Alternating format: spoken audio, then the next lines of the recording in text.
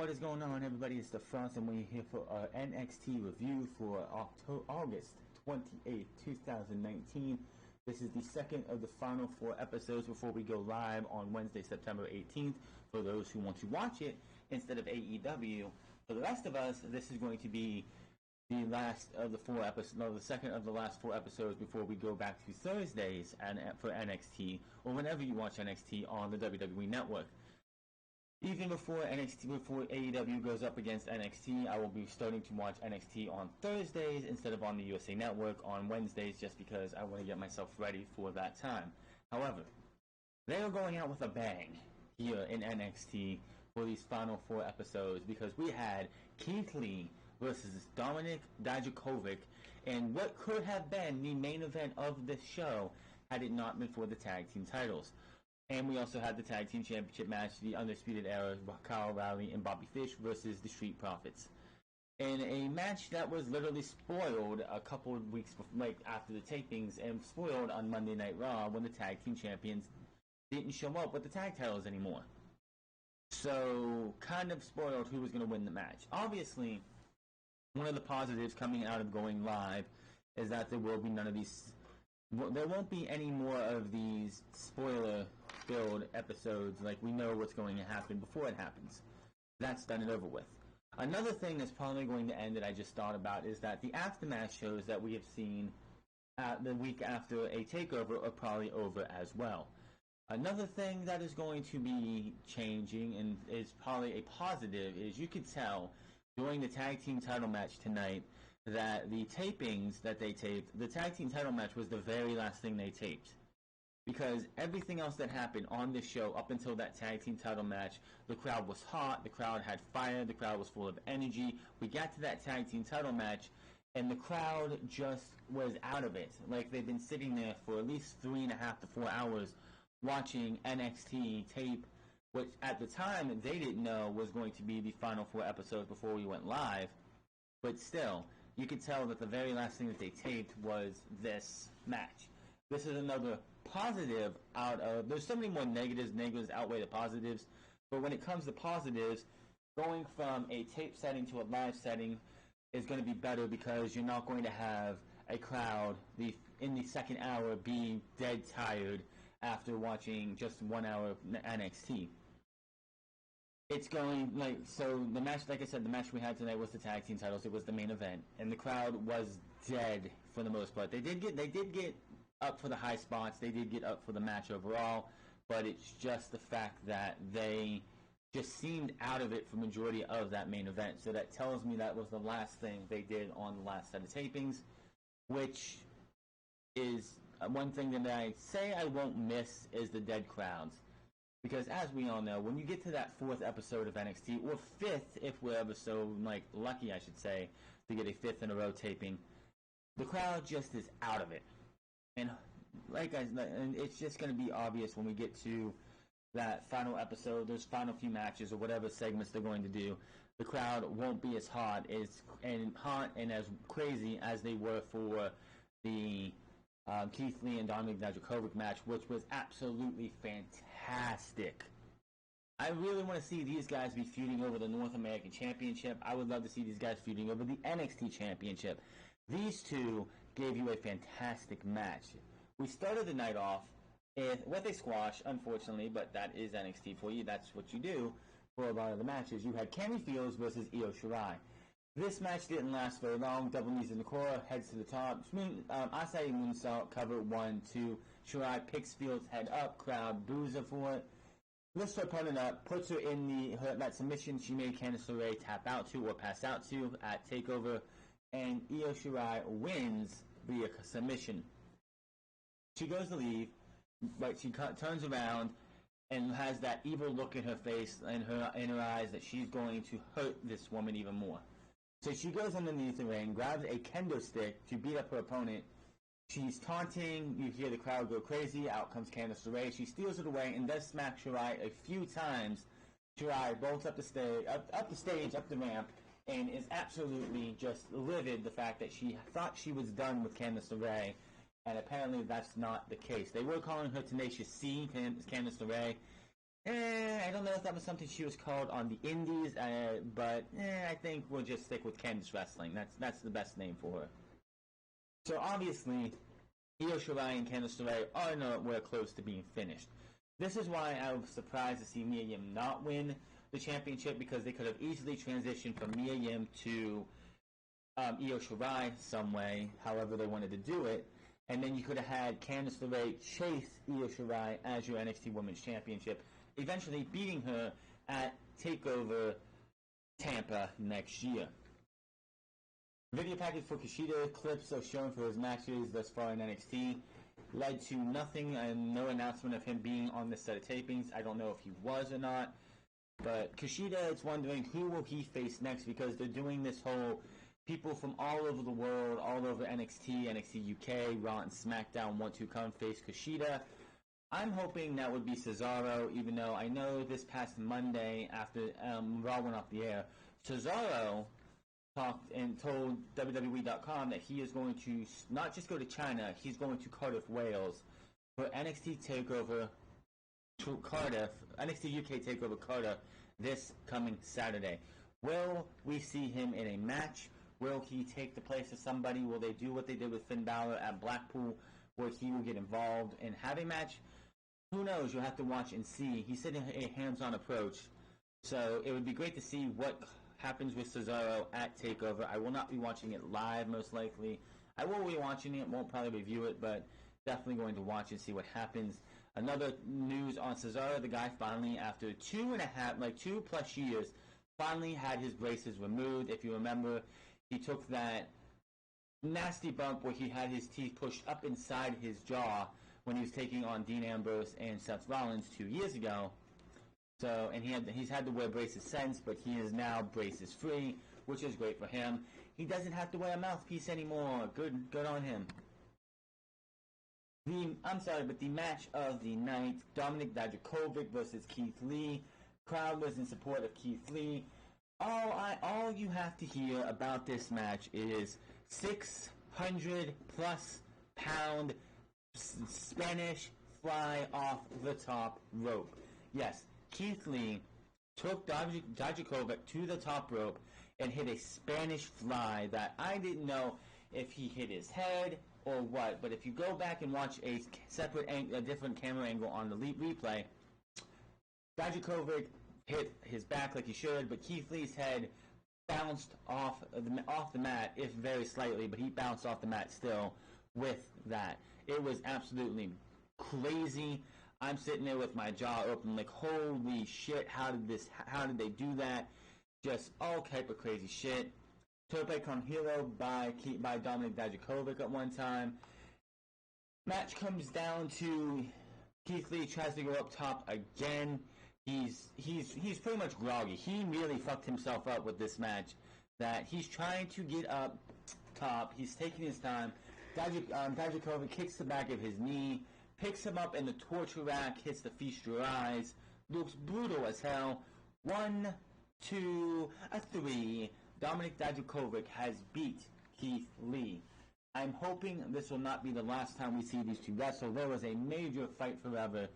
This is what I want to see in NXT. This is what I want to see. You can't have matches like these every single week, because if you did this every single week with every single person, then the show would get repetitive, it would get boring, and people would not enjoy NXT like they would. But I wish this would have been on the last night of NXT on the WWE Network before it goes live, because this would have been a main event to go out with a bang. This would have been a main event to have on that final episode, with that crowd reaction, with how great these guys work together. This would have been the way to end NXT on the WWE Network before it goes on the USA Network live from Full Sail. If you want to see any matches this week, you have the 3 that you should see is Drew McIntyre versus Ricochet, Ali versus Buddy Murphy, because it was still a fantastic match, only going 8 or so minutes, and Dominic Dijakovic versus Keith Lee. These two showed you that big men can wrestle, and show you that big men can actually do something other than big hoss fights. Definitely go check out those 3 matches this week. They give us career retrospective of Johnny Gargano. Clips were shown from Gargano's early days in NXT, his DIY time with Tommaso Ciampa. It shows his feud with Ciampa and most recent matches against Adam Cole. The crowd giving him a thank you Johnny chant after NXT TakeOver Toronto, which we did not see on the WWE Network. It was shot after the show. So they're planning up as this is like Johnny Gargano is done with NXT. Johnny Gargano's at a crossroads. We don't know what he's going to be doing. Commentary Mario talks about Gargano's achievements and then gets interrupted by Shane Thorne. He talks some trash about Gargano and says he's the past. He's done. He's out of here. He's not here anymore. We're talking about the future. Why aren't you guys talking about me? Why aren't you showing the video clips of stuff that I've done in NXT? Unfortunately for Shane Thorne, I'm going to have to be honest. Shane Thorne, of the two TM61s, Shane Thorne I think was the weakest of the two. I think Nick Miller had the more charisma. He had the more. He just seemed like he was more well fit for WWE. Yes, he left WWE for his own reasons. He's I think in New Japan now. I'm not sure, but Shane Thorne he's been in NXT for a very long time. Yes, they're going to 2 hours, but honestly, I don't see him doing anything other than being a jobber to other stars in NXT. They show what happened last week with Shayna Baszler. She offered Mia Yim a chance to become a member of the Horsewomen.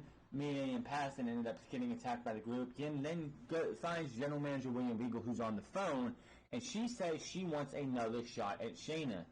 He says, you already had your opportunity at TakeOver, plus you attacked both of them. What did you expect? Gets back on his phone and walks away. Mia Yim is not happy. Well, Mia, you did have your chance, your opportunity. You lost clean. So that is that. We see Shayna Baszler, Marina Shafir, and Jessamine Duke, who is no longer in a sling, so she healed up. Out to the ring before they can say anything. Out strolls Rhea Ripley to a humongous pop. Baszler holds back the other two and is going to say something, but Rhea Ripley just yanks that microphone out of her hand. She says, I know what you're going to say. You're going to say you've beaten everyone here. And of course, Shayna Baszler is nodding yes. But you haven't beaten me, bitch. Drops the mic. Crowd goes wild with a big Rhea chant. Baszler and the Horsewomen bail out of the ring, leaving Rhea Ripley in the ring. So it looks like we're getting Rhea Ripley versus Shayna Baszler. Shayna Baszler has run through the entire NXT Women's Division. So I guess it's time for the NXT UK Women's Division to get involved. And no one better than Rhea Ripley. The only problem I have with it is that Rhea Ripley is a heel. Rhea Ripley on NXT UK, I haven't really watched much of it, but she is a bona fide heel. How are you going to have Rhea Ripley, one of the bigger heels in NXT UK, come over here? And I know Kaylee Ray's being the bitch heel that she is perfect at doing in NXT UK. But how are you going to have Rhea Ripley come over here and all of a sudden be a babyface? I just don't get it. Yes, I know Shayna Baszler is the all-time heel right now in NXT. But how are you going to have Rhea Ripley come through and be a heel in NXT? I just don't see it happening and working well. Pete Dunne with a sit-down interview. He talks about TakeOver and how he came up short against NXT champion Velveteen Dream. He says if anyone wants to step to him, he'll break their fingers. Then we find out that next week, Velveteen Dream versus Kona Reeves in a non-title match, and Adam Cole will defend against Jordan Miles in a match that I predictably will be saying that Jordan Miles will lose. You're not taking the title off of Adam Cole already, and Jordan Miles, in my opinion, they wasted the breakout tournament. I know it should still be a fantastic match. I don't know how well ACH is, but Adam Cole is Adam Cole. I don't see him losing that title to Jordan Miles. And honestly, I think they could have waited until the Undisputed Era and Street Profits thing was done. He could have probably found a partner. We could have those two have a match, and maybe, I don't know. But having the guy who won the breakout tournament just cash it in almost right away to ultimately lose. Like NXT could be live next week, and it's Jordan Miles versus Adam Cole, and I would still say Adam Cole is winning that match. The breakout tournament was, in my opinion, an absolute, I don't want to say failure, because it did give you exposure to 8 other superstars who haven't been there before, but it just feels like the breakout tournament wasn't it was no Dusty Rhodes Tag Team Classic where we got great tag team matches. The breakout tournament, outside of Angel Garza, which everybody loved, and Dexter Lumis, just his one time in the thing, just his stage presence. The rest of the breakout tournament just was nothing special. Absolutely nothing special, and it's a damn shame. Street Profits versus the Undisputed Era NXT Tag Team Championships. This match was okay. The match at TakeOver was way better by leaps and bounds. The Undisputed Era and the Street Profits Tag Team match at TakeOver Toronto was leaps and bounds better than what this was. I'm not saying it was a bad match, but what they did at TakeOver was leaps and bounds better. You had Montez Ford get his knee messed up for like halfway through the match with a major dragon screw in between the ropes by Kyle O'Reilly. He took the heat for the majority of the match. Montez Ford Angelo Dawkins does eventually get in and runs roughshod over the Undisputed Era. Match comes down to a rock bottom by Ford. Dawkins up top hits a frog splash, cover 2 as Kyle O'Reilly gets yanked out by Bobby Fish. Ford with a flip over the top rope, hardly clips both of them, manages to land on his feet, takes to the floor for a big up top for a big frog splash as Angelo Dawkins spears Kyle O'Reilly and then tries to spear Bobby Fish, but Bobby Fish with a jumping knee to Angelo Dawkins' head. Ford misses the frog splash, high or low, 1, 2, 3. Kyle O'Reilly makes history as the only man in NXT to be a 3-time NXT Tag Team Champion.